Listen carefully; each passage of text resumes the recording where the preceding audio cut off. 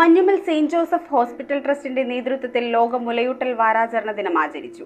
വിവിധ കലാരൂപങ്ങളിലൂടെ ഒരുക്കിയ ബോധവൽക്കരണ class medical superintendent doctor M N. Venkiteshan ഉദ്ഘാടനം ചെയ്തു.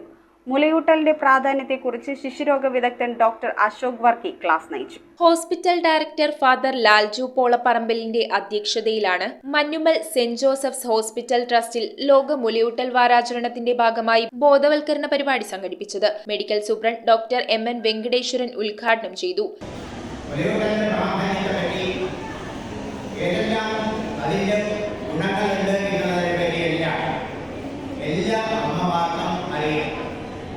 പക്ഷേ ഇന്നത്തെ പ്രശ്നം എന്താണെന്ന് വെച്ചാൽ രണ്ടുപേരും ജോലിക്ക് പോകുമ്പോൾ പ്രസവിച്ച അമ്മയ്ക്ക് 2-3 മാസം കഴിയുമ്പോൾ ജോലിക്ക് പോകേണ്ടതായി വരുന്നു.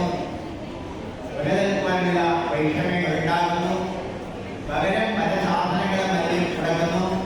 അതുമൂലം നമ്മൾ പ്രതീക്ഷിക്കാത്ത ഒരുപാട് അസുഖങ്ങൾ ഉണ്ടാകും.